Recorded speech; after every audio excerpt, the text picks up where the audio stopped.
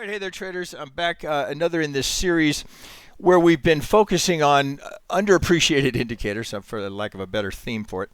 And today we're focused on the trend magic indicator. Now, in conjunction with what I'm going to do is I'm going to take advantage of the backtesting power of Algo Studio Pro to compare the two signals that that Trend Magic offers to us, and in the process, kind of demonstrating the power that Algo Studio Pro gives you if you're considering trading something like this. So you'll note here today I'm working with the ES, and I'm working with the mini ES, not the micro.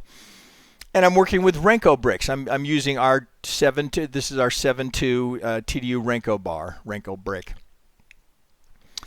Now, why 7.2? Well, I've done a lot of Renko trading, and we have an indicator that's part of our Renko package that will approximate a 1-minute chart and give you an approximation is to a Renko brick size that would match that. And I know from a lot of ES trading with Renko bars that a 7.2, while there certainly will be times when it will recommend a larger brick size than that, a 7.2 is kind of a good middle ground. It will move very fast. We've got a lot of volatility of late, of course, as we all realize. So there are times when the brick size calculator is going to take it up higher. It can go 12.3, 14.4. The 7.2, I think, is a good starting point if you're testing. When the brick sizes get 12, 14, 15, 16, the risk gets very high, and so there's too much risk intra-bar, I guess I say it that way, for the kind of money management controls that we're focused on, knowing that the majority of traders are working with prop accounts now. So a 7.2 is a good number. It will be advantageous to work with something like Algo Studio Pro, which is going to auto trade for you, because when there's volatility or there's a tweet or I can't even call it that. A Trump puts out a post, markets will move. We saw it today, right? The markets will move dramatically, and Renko bricks really will accelerate. So what we're trying to focus on here is a momentum-based approach, and thus the Renko bricks, because nothing really shows momentum quite like Renko bars. I'm supposed to call them bricks, but I just call them bars. Renko bars. Right? So you really see the volatility and the momentum. But now a move like this, that could happen, very, very fast. Right? So the advantage of working with something like Algo Studio Pro, you're not likely to miss many of those. So I did a little A/B comparison here. Again, just kind of showcasing what Algo Studio Pro can do, because within Trend Magic, there are two types of signals that it offers to you. One is let's see. Let me open this one up here. I've got this one on this side. Let me get an arrow here. So I should back up, right? So Trend Magic is very simple. Let me open this. So there's only a couple of moving parts within a Trend Magic indicator. There's the CCI, which is the color coding here, and then there's the ATR period. So the only variables we have to work with are the length of the CCI, and then the ATR period, and then the multiplier. This is just the distance between the two, because we're going to have a 5 and a 3. So the first thing I did was, just out of curiosity, was I loaded up Algo Studio Pro and I told it to optimize the Trend Magic indicator for just net profit. Right? I wasn't worried about stop or money management. I just said, what's the best setting for the most profit? And that came out to be a 10-period CCI, which is where we transition from blue to, what are we calling that? Kind of an orange, maroon. I don't know what that is. I'm going to call it orange. This orange color and this blue color here, and what that's showcasing here is that the CCI has gone above or below 100. Right? We're in trend mode. You're not in that chop zone between 0 and 100. So when we get that crossover here, we flatline, and then when we get this separation, that's the distance between the two ATR periods. So it lends itself very well to momentum-based trading. And then you have reversals, as you see here. That would be a reversal trade. That didn't work out too well. Here's one that did. If I push this, let's see, I'll push this over here. Here's a reversal trend that works out beautifully. Here's one that doesn't. And then we have pullbacks, right? So here would be a pullback. Oh, I'm going to have to, can't do that here. Well, you can see it right here. So here's a reversal and then a pullback here. You see a PB here, and then there's the continuation. So what I was trying to do here was backtest which had better results. The reversal or the pullback. Now, when I've traded this in the past without Algo Studio Pro, I'll bring this back over here, I was always focused on the pullbacks, thinking, oh, I've got this nice channel here that's volatility based, right, off of the average true range. I was focused on the pullbacks, but interestingly, with the back testing, the reversal and or considered a breakout, the breakout reversal here of the channel offered better results, better result and lower drawdown, which kind of surprised me. But again, there you go. That's the power of working with Algo Studio Pro. So with the Trend Magic parameters here established, and this is not a, I'm not trying to pimp this particular algo here that I put together. Really, it's more about demonstrating how easy this is to create. So the things I have on the chart here: toolbar, price line, Algo Studio Pro, volume up and down. I like to use that with Renko bricks because when it's moving so fast, it really showcases where the pump in volume comes. And often, if the Renko brick is attempting, right, if there's a possibility that we're going to reverse, it's the big push of volume that really stands out. As you can see it here, so we get the push of volume here, the push of volume here, and then here we don't get it, right, and we get the slight reversal. So it lends itself, I think, well to this. I'm just using the native Ninja volume up and down, right, which I like to keep whenever I'm trading with Renko bricks. This is the paint bar here. I'm just using that to highlight when we go into trend mode here. I have our initial balance on here, as I do in every video I've ever done. The only thing I've added recently is the the opening range, right down to a 15-minute. Now you can do this 15-minute or 30-minute. The initial balance will always be the first 60 minutes. I'm going to show you this here just today because I did a video the other day on this, and we got a lot of people were very interested in that. A lot of good feedback on that. But you got to remember, much like the initial balance here, the opening range breakout strategy, well, I guess we'll use that, is very popular amongst retail traders.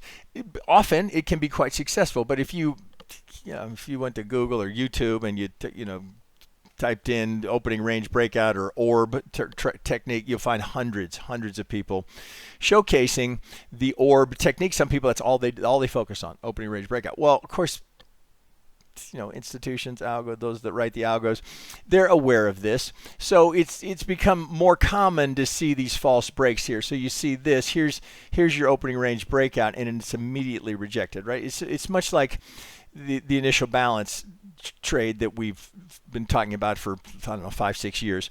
The first test of the IB high and low, there's an algo sits there and fades it. Well, it's now becoming quite evident that you got to be careful about the first 15-minute opening range breakout being a sucker move, right? So you've got to see follow through, which is why when I did here I'm digressing, which is why when I did that video last week, the safer trade is always to wait for the retest and then look if we're going to continue rather than to just take the straight break.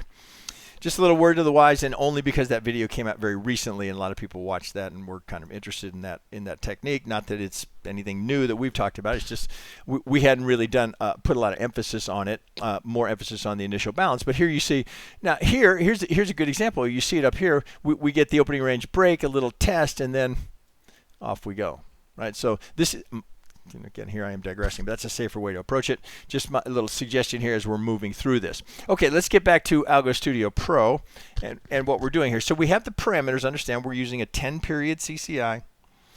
We've got the ATR bands, and we're testing this. In this one here, what I was testing was the reversal. Right, our Trend Magic is going to call it an R for a reversal because we've gone from the orange to the blue. So it's a breakout in the other direction. Now let's go to Algo Studio Pro. Let me bring this up here and look at the parameters that I used here. Because this is so simple, I figured we'd go over here to the logic side. So there are two signals within Trend Magic. One is the trend itself, and then there's the actual signal here. Here's a good example. So I've got an uptrend. Well, here's actually a better example. Here I've got an uptrend, and then I get the little entry marker here. So Algo Studio Pro is going to pick up both the R or the breakout here as well as the pullback. So all I'm doing here is saying when the trend, maybe it's easier if I say if the trend is up and we get a reversal signal, take the trade. And then the only thing beyond that that I've added here is just some money management here. Number of consecutive losers is less than 3. Now remember, working with the ES and our focus always is on a maximum drawdown. So I don't want more than 3 consecutive losers. If I have that, stop trading. Daily P&L parameters here, if I want it to be greater than minus 350, right? So if there's a losing trade that equates to 350 or a little bit more, stop trading. If I get to a daily P&L of 800, stop trading. Let's not give it back. All right, so that's all I've done. I did nothing on the exit template. I just let the Algo Studio Pro determine the stop through the ATM optimizer here. So very, very, very simple algo. Right, drop dead simple, just using the little signals that are part of Trend Magic, and did a little optimizing on the parameters that I would use. So if I go to the ATM here, now on this one here, I've got the full RTH session. Interestingly, it wasn't a dramatic difference, right? So when I go to the reports here and we look at how it did, this is probably not surprising to you because this is momentum based and working with Renko bricks, and because of the risk parameters that I have on this does extremely well in the first from the open to 11 o'clock. It does nothing in the afternoon. So I haven't even pulled out these times. So if I were trading this, I would just pull these all out. I would just only trade it for the first hour and a half of the day. This is actually one that I like very much because particularly if you don't have time to be in front of the charts from bell to bell, boy, this is a great little algo to consider using. Right? Again, my objective here is not to promote this particular algo. It's just showing you how easy it is to set these up. So I set that up here, and all I did was here I come over and said, okay, I want you to optimize the ATM. And I want you to optimize for a stop loss. Now this time here, I did return to drawdown. And that's where I tested some of the others, but return to drawdown gave me the best result. And I told it, look, I don't want a max drawdown greater than 1,000, and I don't want a max loss greater than 500. So these are the parameters I gave Algo Studio Pro when I optimized here. I should note here also in optimization here, I took out previous bar high or low. I wanted it to be ticks or ATR. So all of that, I didn't do any additional optimizing of Trend Magic or any of the indicators that are in here. But because we're using the mini and not the micro here, a 4-tick minimum on the stop was okay, right? I didn't get chopped up a lot here, so just so you recognize that. But I guess my point here is showing, for those of you that may not have seen this before, how much control you have over what you do with the optimizer. I could click every one of these on. Now, it's going to take more time to run the optimizer here, but I know that I don't want anything wacky with the previous bar high, 15 bars later. So I just took those out and close that here. I ran the optimizer here and for return to drawdown, which is not one that, I would encourage you to check that one. So I'm going to push this over here and I'm going to get our stats and our equity and see how we did. Oh, I should note this is over the last 21 days. That's what I have loaded here, which is about the number that I've been running where I want to refocus the optimizer after 21 days. But somewhat depends on the results, but I think that's about the length of time before you would want to check back to your optimizer and see if you need to make any adjustments or if there's anything problematic in your algo, looking for an additional filter of some sort here to maybe reduce some of the drawdown. So in this one here, if I bring this down, you see we've got a very nice result. So over 21 days, okay, so the net profit here after fees, right? This always includes commission. After fees is 9,732. I doubt any of you would be disappointed if that was your return trading 1 lots in the ES over 21 days. We actually only get 16 trading days. Total trades is 42. I might, if I was going to take this live, this particular algo live, I might stretch that out a bit and look for 100 trades. So I might go out to 35, 40 days to see if I could get to 100 trades just to see how that affected things. But this is an awfully good starting point. Profit factor is 3.34, quite good, but what's the focal point, right? What's the number, right, that we all want to focus on, particularly, well, as virtually all of retail, it's at least 99% of it is trading prop firms. So we want to be focused on that max drawdown. right? So again, assuming that most are trading the 50K prop account with a $2,500 drawdown, the variable there being whether it's intraday or end of day. I've made a point of emphasizing the advantage we would propose, particularly for Algo Studio Pro traders, to work with an end of day, not an intraday. So we've started promoting. Oh, there's several of them. We're working with one here. I'll put a link underneath one that we're having good experience with that we like a lot. So I'll put that link under the video, and of course it'll be in our Discord as well. But here the max drawdown is on $890. Now, if you've got a $2,500 cushion, that's, I would be comfortable with that. I wouldn't go to 2 lots. It's tempting to think, oh, well, if I just, go, then I'd have 1,800. You're getting too close to your max drawdown here. So I would keep it at 1 lots here initially. You can always scale this up as your account size grows or your drawdown increases based on the size of the accounts you're trading with. But again, as the most popular size is a 50K with a $2,500 drawdown, that's what I've been focusing on here. So you see this lends itself quite nicely here. And part of the reason that we're getting good numbers here is the risk parameters that we included in the design of the algo, which is all right here. Daily P&L is great. It's got to be greater than, if I get to minus 350, stop trading. 3 losers in a row, stop trading. Now, it's very tempting, right? We've all been through this, right? If you're trading and you're down 350, boy, my instinct is to, I'll get that back. No, I'll get that back in the afternoon, right? Or it's just, I think it's traders' nature to say, 350, I can get that back. Well, often all you're doing is digging yourself a deeper hole.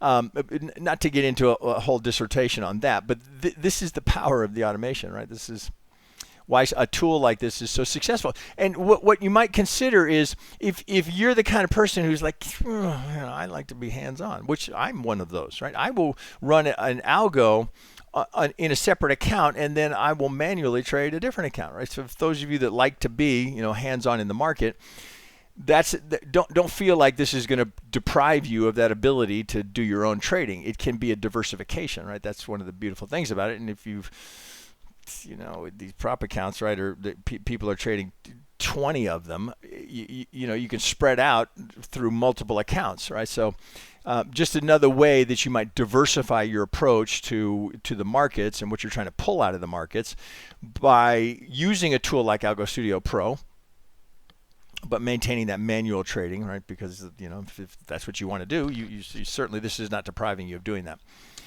So, I mean, again, this couldn't be any simpler, right? Just I got trend equals 1, signal equals 1, take the trade. And these are the risk parameters. No stop, no nothing, right? Just I don't know that it could get any easier than that. And it only trades for the first hour and a half of the day. Pretty good results. Can you do that? Can you, it's always kind of interesting, right? Can you match that manually? That would be challenging, right? Can you match that win ratio, that profit factor? Again, number of trades is a little bit on the low side here, but it's not terrible. The Sharpe ratio, which we want to look for here, ideally over 1.25, quite good. So all of the risk parameters here. Big average win 578, average loss 231, pretty good. Biggest winner 983, biggest loser 453. Remember in the optimization, I said I don't want to trade I don't want a loss greater than 500, right? So negative 453. So it stayed within those parameters, which is why when I ran this, nothing was red. So it met all the parameters that I was after. Monte Carlo it's not the best I've ever seen, but it's not terrible. Right, I'd like to see him a little bit skewed more to the high side here. All of the risk of ruin here is certainly within tolerance. I mean, this is again, there's plenty you could add to this to try and filter for better results or a smoother result. But coming back here, right? I mean, you're just trading this for the first hour and a half. That's it. It's really quite friendly. Now, okay, let me just for the sake of the comparison, let me get that. Oh shit, that's taking me to the trade. So I can't get that off here. All right, so this is is that today? I think that is today. Yeah, that is today. So this was done early today. just to demonstrate here how it played today.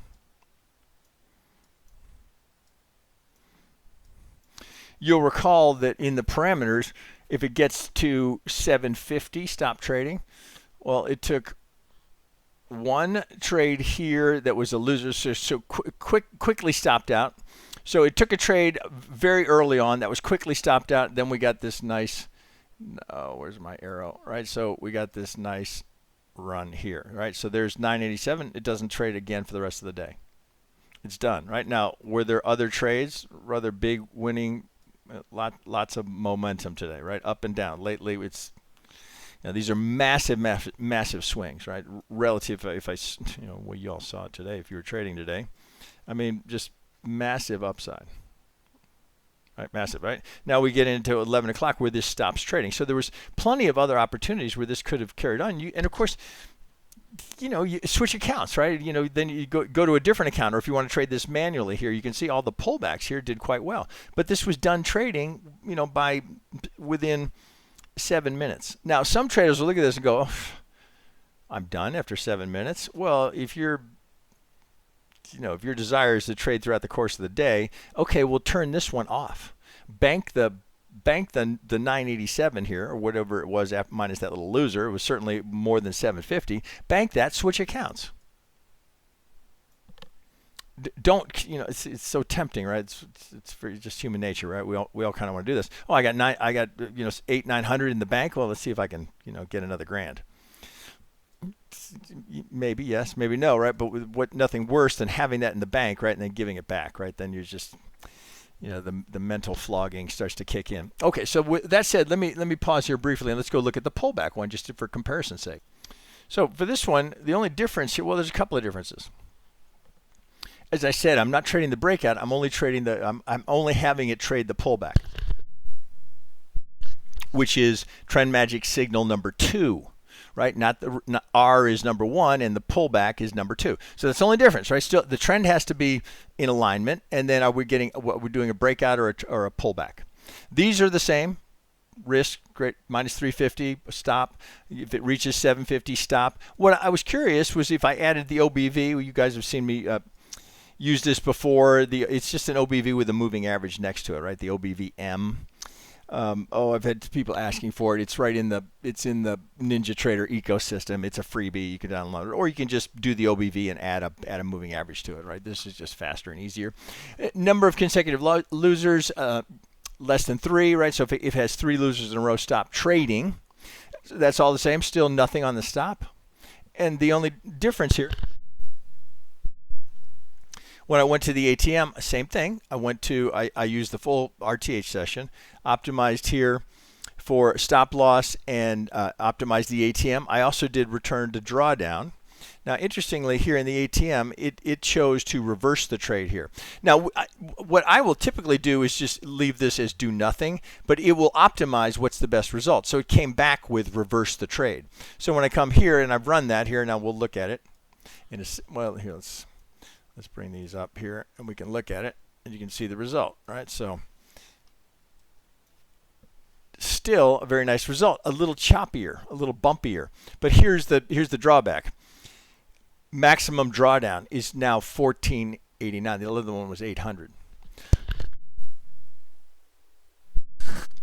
So the two choices. One, continue to try and tweak and refine. So I was thinking, well, if I add the OBV and a little bit of volume and do a little tweaking here, maybe I can get a better result with a lower drawdown than what I think was 890 on the other one.